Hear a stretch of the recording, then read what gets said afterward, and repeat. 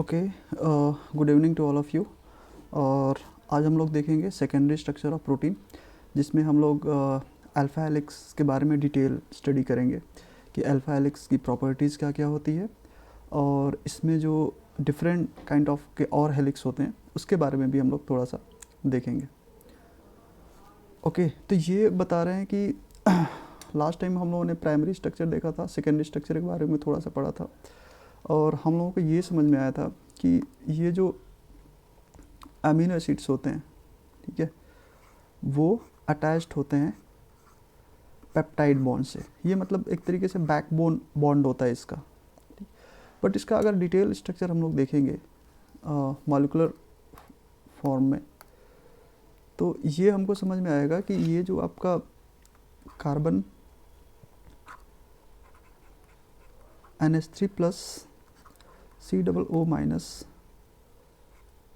Hydrogen और R group है, तो ये एक अमीनो एसिड है जो दूसरे अमीनो एसिड से रिएक्ट करता है। जैसे ये दूसरा वाला अमीनो एसिड है NH3 प्लस C, मान लो कि हाइड्रोजन हो गया, R हो गया और COO माइनस, तो ये इससे रिएक्ट एक तरीके से करेगा। ये मॉलिक्यूल वाटर मॉलिक्यूल इससे ऑक्सीजन COO जो है NH3 से रिएक्ट करेगा, वाटर मॉलिक्यूल यहाँ बाहर रिलीज करेगा और यहाँ पे एक पेप्टाइड बॉन्ड फॉर्म करेगा। तो उसका जो बेसिक जो स्ट्रक्चर होगा वो क्या होगा, NH3 C hydrogen R C double bond O, और ये देखो ये हो गया आपका पेप्टाइड बॉन्ड और यहाँ पे हो गया नाइट्रोजन, ठीक है, ये वाला नाइट्रोजन, और यहाँ पे हो गया हाइड्रोजन CH R, और ये आपका हो गया COO माइनस।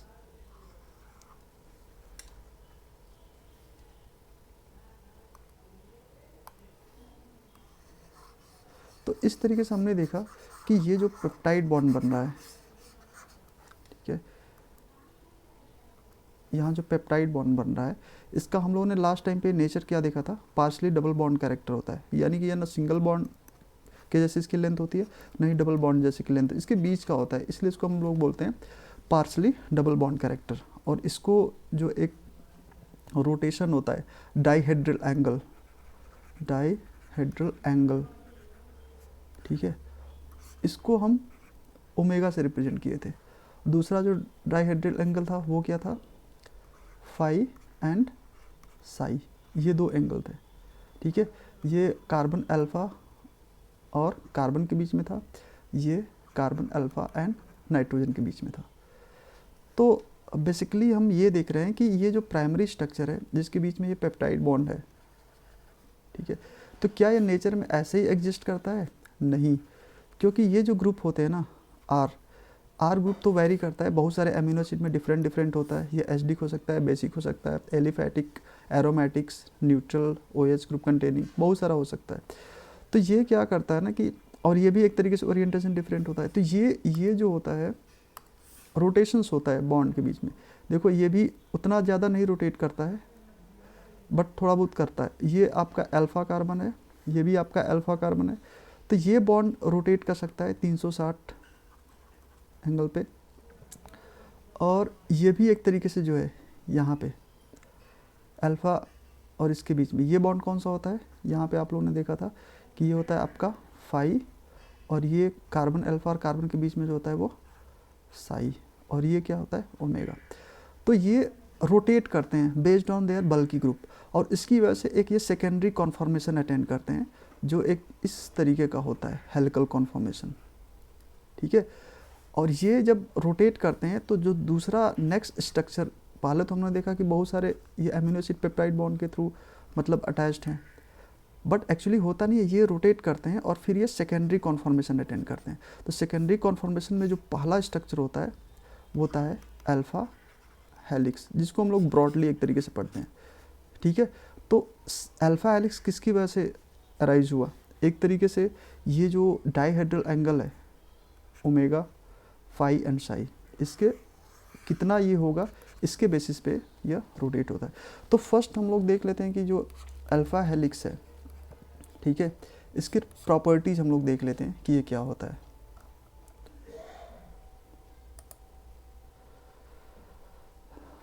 ओके तो ये अल्फा हेलिक्स का जो स्ट्रक्चर जो प्रेडिक्ट किया गया था वो 1951 में एक्सरे क्रिस्टलोग्राफी के थ्रू किया गया था। ठीक है, एक्सरे क्रिस्टलोग्राफी यूज़ किया गया था और ये लाइनस पॉलिंग हो गए, रॉबर्ट कोरी और एक और साइंटिस्ट थे ब्रांसन। ठीक है, तो ये तीनों लोगों के नाम पे इसको हम लोग एक नाम देते हैं, पॉलिन, कोरी, ब्रांसन, अल्फा हेलिक्स। तो पहला चीज़ तो ये हो गया कि 1951 में इसको किया गया था और एक्सरे क्रिस्टलोग्राफी यूज़ की गई थी इसको एलुसिडेट करने के लिए। ठीक है दूसरा ये पॉइंट ये यहाँ पे बताते हैं कि इसका जो कॉन्फर्मेशंस होता है वो राइट हैंडेड होता है। ठीक है, राइट हैंडेड अल्फा हेलिक्स होता है, लेफ्ट हैंडेड भी हो सकता है, left handed alpha helix, but ये बोले कि राइट हैंडेड अल्फा हेलिक्स जो होता है वो मोर स्टेबल होता है as compare to left handed alpha helix, और नेचर में जो ब्रॉडली पाया जाता है वो राइट हैंडेड अल्फा हेलिक्स ही पाया जाता है। ओके तीसरा पॉइंट ये बोल रहे हैं, ठीक है, कि जो हाइड्रोजन बॉन्ड बनता है, ठीक है, ये जो हेलिक्स है, यहाँ पे अगर देखेंगे कि ये जो हेलिक्स है, ठीक है, तो इसमें जो इनके बीच में हाइड्रोजन बॉन्ड बनता है, मतलब along the axis, along the axis, ठीक है, ये हाइड्रोजन बॉन्ड बनता है। तो along the axis hydrogen bond बनेगा, लेकिन किसके किसके बीच में बनेगा, तो ये बनता है बिटवीन जो नाइट्रोजन के पास हाइड्रोजन होता है और एक कार्बन के पास जो ऑक्सीजन होता है। यहाँ फर्स्ट वाले में देखिए जो हम लोगों ने ये बनाया था, ठीक है,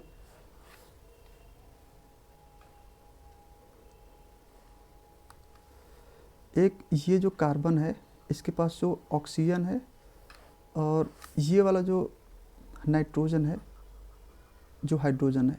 ठीक है, बट यहाँ पे हम ये देखेंगे ना कि ये जो पास वाला ये एक एमिनो एसिड है, ठीक है, और ये दूसरा वाला एमिनो एसिड है।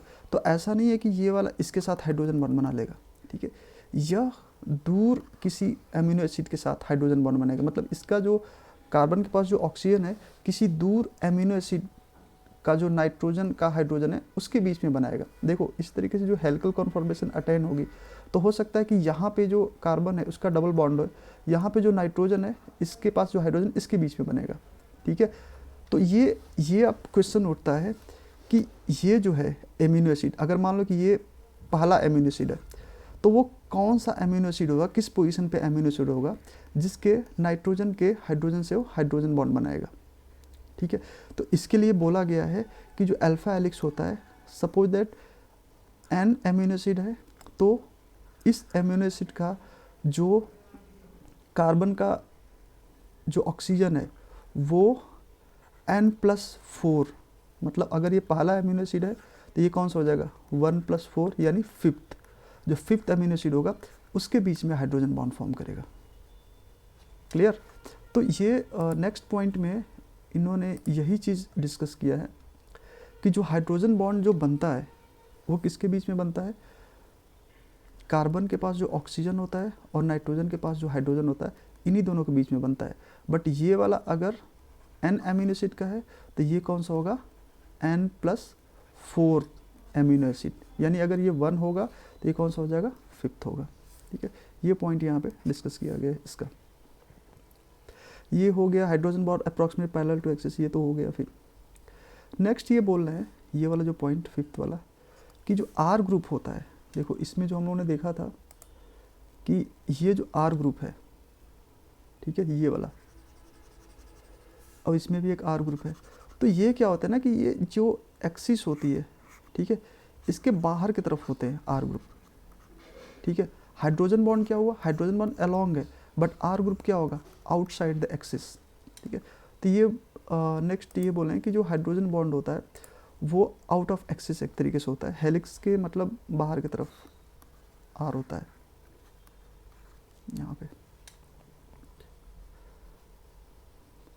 नेक्स्ट पॉइंट ये बोल रहे हैं कि जो जनरली जो एक कॉमनली जो रोटेशन होता है फाई और साई का, फाई एंगल जो है वो -57 बता रहे हैं, ठीक है, और साई बता रहे हैं -47 रोटेट करता है। -47 का मतलब क्या हुआ? जैसे मान लो कि हमने ये बोला कि ये जो किसके बीच में है, यहाँ पे देखेंगे साई, ये किसके बीच में था,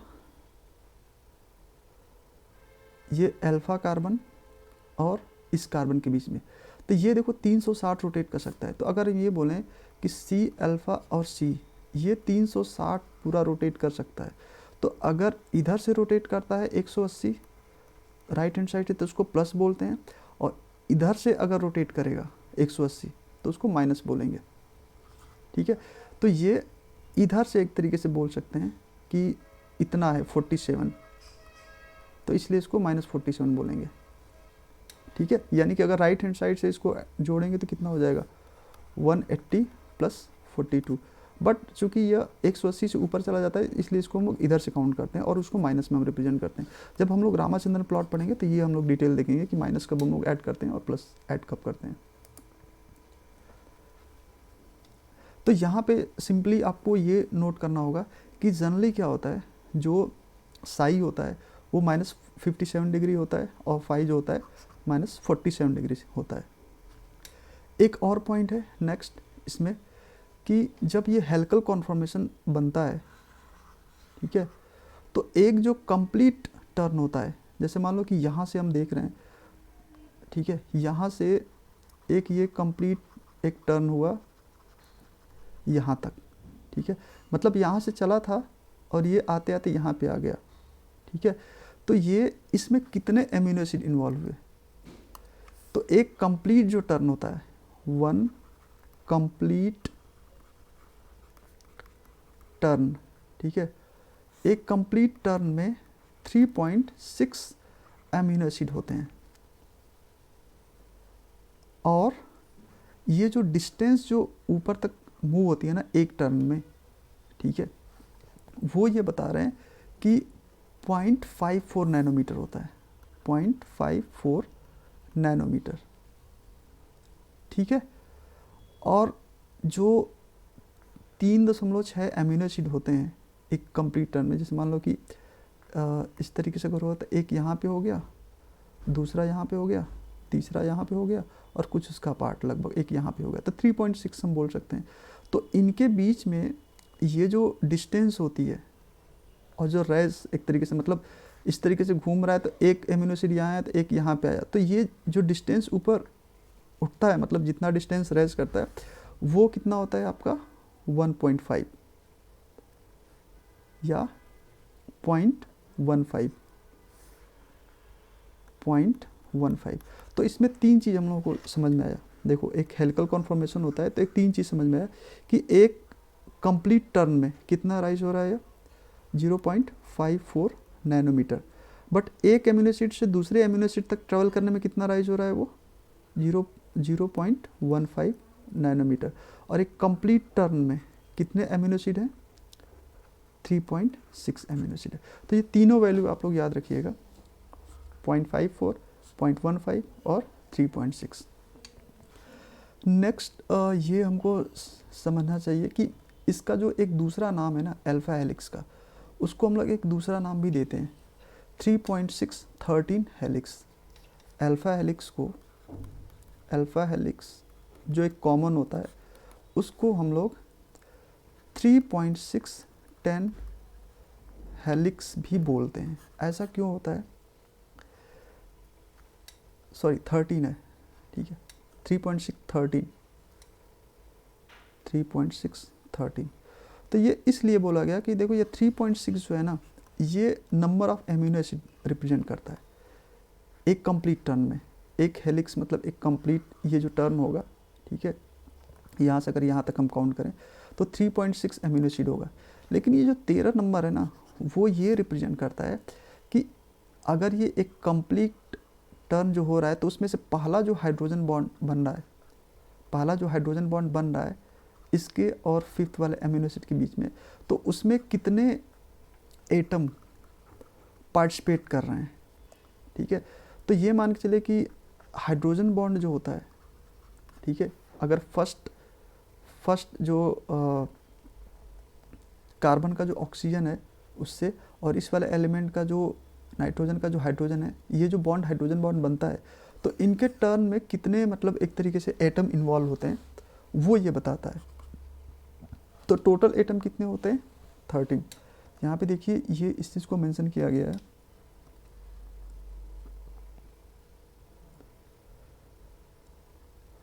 a single turn of alpha helix involves 13 atom from O to the H of hydrogen bomb। मतलब O और H के बीच में ऑक्सीजन और H जो बॉन्ड बना हुआ है, ऑक्सीजन किसका पास है? सी अल्फा इसका है और ये नाइट्रोजन का होगा। तो इसके बीच में जो मतलब एटम जितने हैं, ठीक है, वो कितने हैं टोटल? 13। यानी एक हेलिक्स में हाइड्रोजन बॉन्ड पहले के बीच में टोटल 13 एटम है, इसलिए इसको 13 यहाँ पे दिया गया है। यानी 3.6 13 हेलिक्स भी इसको बोलते हैं। तो ये इस चीज़ को याद रखिएगा, अल्फा हेलिक्स जो जनरली कॉमन होता है उसको 3.6 13 हेलिक्स भी बोलते हैं। इसके अलावा कुछ एडिशनल इसमें जो फीचर्स हैं वो यहाँ पे हम लोग देख लेते हैं। जैसे कि जो अल्फा हेलिक्स होता है,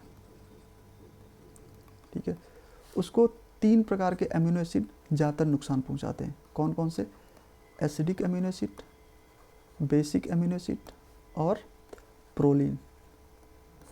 एसिडिक कौन सा होता है? एस्पार्टिक एसिड और ग्लूटामिक एसिड। बेसिक कौन सा होता है? हाल हमने देखा था, हिस्टिडीन, अर्जिनिन और लाइसिन। तो ये अमीनो एसिड अगर अल्फा हेलिक्स में है तो वो क्या करेंगे? अल्फा हेलिक्स को एक तरीके से नुकसान पहुंचाएंगे या उसका जो स्ट्रक्चर है उसको डैमेज करेंगे। इसके अलावा जो नेक्स्ट पॉइंट है, देखो अमीनो एसिड 2 प्रकार के होते हैं ना, डी अमीनो एसिड और एल अमीनो एसिड। हमारी बॉडी में एल अमीनो एसिड होते हैं ज़्यादातर, लेकिन अगर कार्बोहाइड्रेट की बात करेंगे तो कार्बोहाइड्रेट में डी कार्बोहाइड्रेट होते हैं, ठीक है। एनीवे हम अमीनो एसिड की बात कर रहे हैं, तो अमीनो एसिड जो एल अमीनो एसिड्स होते हैं, ठीक है, वो एक तरीके से हेलिकल कॉन्फॉर्मेशन बनाते हैं जिसको अल्फा हेलिक्स बोलते हैं। तो क्या डी अमीनो एसिड बना सकते हैं? ऑफ कोर्स ये भी बना सकते हैं, ठीक है, ये भी अल्फा हेलिक्स बना सकते हैं। फिर तीसरा क्वेश्चन ये उठ के आता है कि क्या एल अमीनो एसिड और डी अमीनो एसिड दोनों मिल के क्या अल्फा हेलिक्स बना सकते हैं? तो इसका आंसर है नहीं। अल्फा हेलिक्स जो बनाएगा या तो वो डी बनाएगा या तो एल बनाएगा, बट दोनों मिक्स होके नहीं बना सकते, ठीक है। तो ये भी एक पॉइंट है इसका।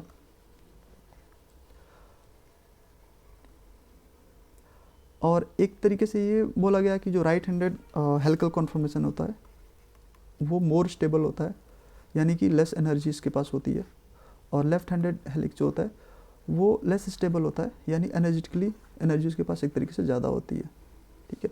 तो ये lower energy more stable, not more stable, यानी कि हायर एनर्जी एक तरीके से होती है। तो ये हम लोगों ने अल्फा हेलिक्स जो था उसका कुछ हम लोगों ने प्रॉपर्टीज देखी, क्या है कैसे है।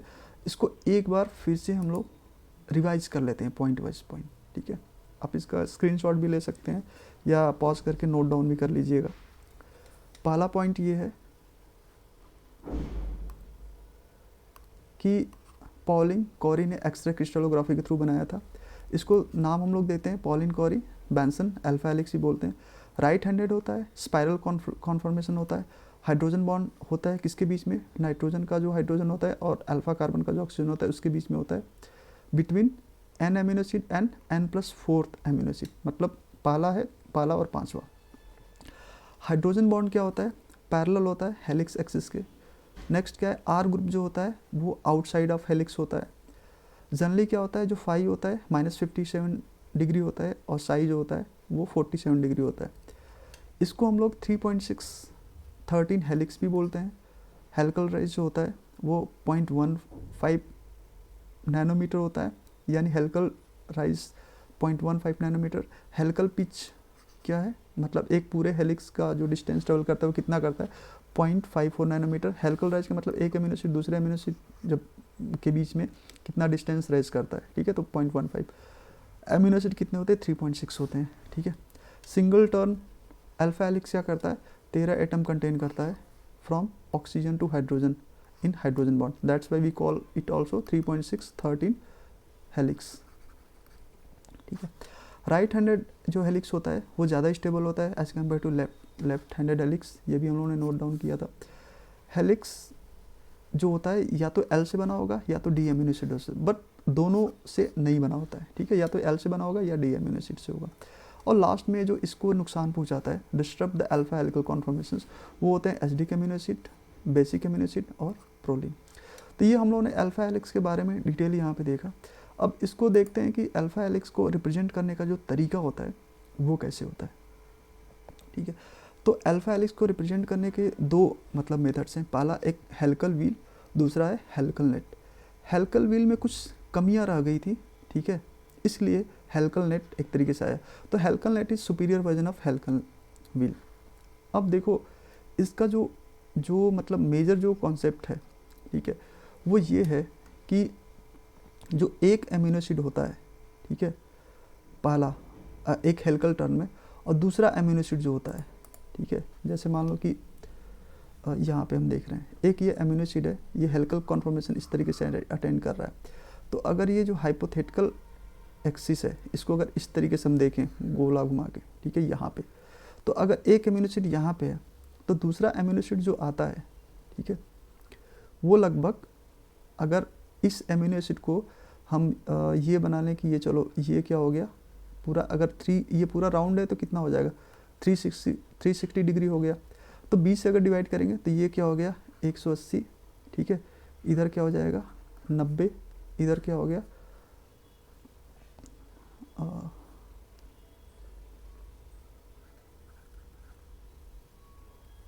ठीक है, और ये हो गया 3,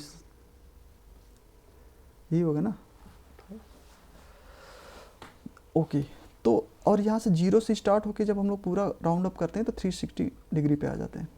तो इन्होंने ये बोला कि अगर यहाँ पे एक एमिनो एसिड है तो जब इस तरीके से हेलिकल राइज होता है तो पहला एमिनो एसिड और दूसरे एमिनो एसिड के बीच में अगर ये सेंटर है तो ये जो अगर एंगल हम लोग देखेंगे ना तो ये एंगल होता है 100 का। मतलब अगर इसको और बड़े में करें इस तरीके से है, तो अगर मान लो कि एक ये एमिनो एसिड है और ये दूसरा एमिनो एसिड है, तो अगर ये बिल्कुल इसको बीच में एक्सिस हम कंसीडर करें तो इसके बीच में जो एंगल होता है वो 100 का होता है। यानी इन्होंने बोला कि अगर ये एक एमिनो एसिड, पहला एमिनो एसिड 0 पे है तो दूसरा एमिनो एसिड कहाँ पे आएगा 100 पे, तीसरा एमिनो एसिड कहाँ पे आएगा 200 पे, यहाँ पे आ गया ना, ठीक है। और उसके बाद तीसरा वाला कहाँ पे आएगा 300 पे, ठीक है। उसके बाद नेक्स्ट कौन सा आएगा 400, तो 360 ये हो गया, 40 और जोड़ लो यहाँ पे इस तरीके से। यानी कि एक जो व्हील है ना इसको 360 पे हम लोग अगर ये हेलिकल कॉन्फॉर्मेशन है, अगर उसको ऊपर से हम यहाँ से देखें, ठीक है, तो इस तरीके से राउंड दिखेगा। और फिर उसके बाद हम लोग देखेंगे कि अगर पहला एमिनो एसिड यहाँ पे है तो दूसरा एमिनो एसिड यहाँ पे आया, ठीक है, तीसरा एमिनो एसिड यहाँ पे, चौथा यहाँ पे, पांचवा यहाँ पे, छठवां यहाँ पे, सातवां। तो इस तरीके से एक व्हील फॉर्म होता है, ठीक है, रिप्रेजेंट करने का जो तरीका होता है, और इसको हम लोग बोलते हैं हेलिकल व्हील। तो यहाँ पे देखो फर्स्ट यहाँ पे सेम चीज़ दिखाया गया है कि देखो जो 0 वाला एमिनो एसिड यहाँ से स्टार्ट करता है 0 पे, तो दूसरा वाला एमिनो एसिड कहाँ पे गया, सॉरी पहला वाला, अगर ये 0 एमिनो एसिड है तो पहला वाला कितने पे आएगा 100 पे आएगा, दूसरा वाला 200 पे आएगा, तीसरा वाला 300 पे आया, चौथा वाला 400 पे आया, 500, 600, 700, 800, 900, ठीक है, और फिर ओके 900 पे, मतलब ये 180 पे आ जाता है फाइनली।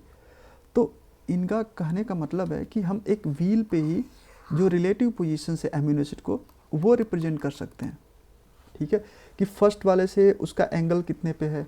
जैसे मान लो कि हम ये बोलें कि जो 7th वाला एमिनो एसिड है, ठीक है, तो फर्स्ट वाले से 0 वाले से इसका एंगल कितना होगा, तो ये आप निकाल सकते हैं ये वाली चीज़।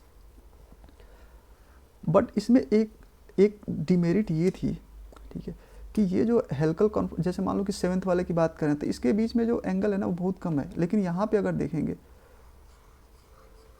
तो 1 2 3 4 5 6 7, इसका जो ये जो डिस्टेंस है ना इसके और इसके बीच में वो बहुत ज़्यादा है, मतलब एक तरीके से एक्सियल अगर डिस्टेंस बोलेंगे तो बहुत ज़्यादा हो जाएगा, और इसके बीच में जो एंगल वाला देख रहे हैं डिस्टेंस तो कम है, यानी कि ये एंगल कम है बट एक्सियल डिस्टेंस ज़्यादा है। तो ये जो हेल्कल व्हील था वो एक्सियल डिस्टेंस के बारे में नहीं बात करता था, एक्सियल डिस्टेंस के बारे में बात नहीं करता था, और यही इसकी सबसे बड़ी डिमेरिट थी जिसको हम लोगों ने इसमें जो हेल्कल नेट है, ठीक है, इसमें इस चीज़ को इम्प्रूव किया। तो हेल्कल नेट बेसिकली देखो, हेल्कल व्हील तो क्या बताता है, रिलेटिव डिग्री पोजीशन बताता है, बट हेल्कल नेट दोनों में एक तरीके से रिलेशन बताता है, ठीक है। देखो यहाँ पे हेल्कल नेट क्या बता रहा है,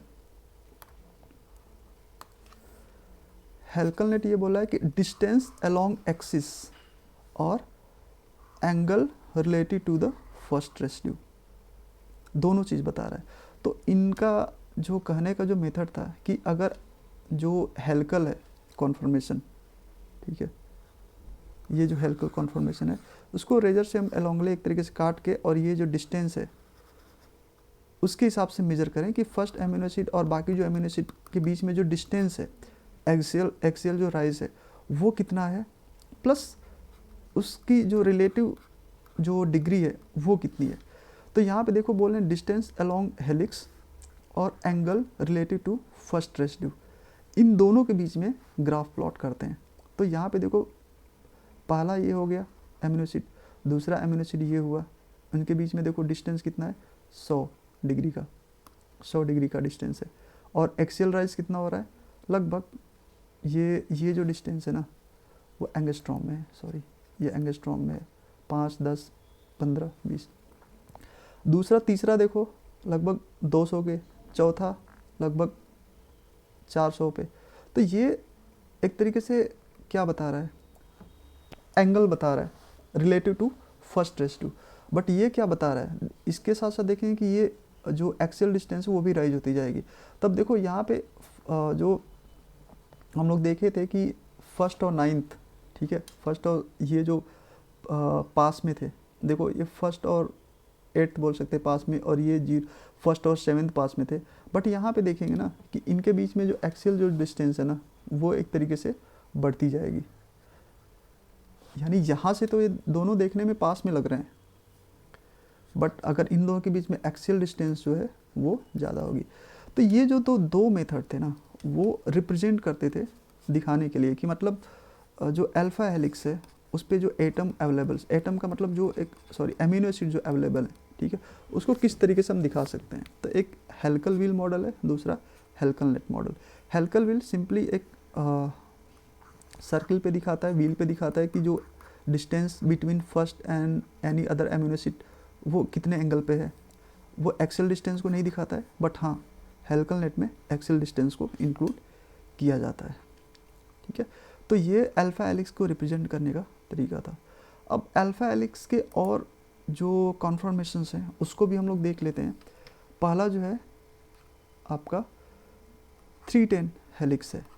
अब देखो जो फर्स्ट वाला मैंने बताया था वो क्या था, 3.613 हेलिक्स।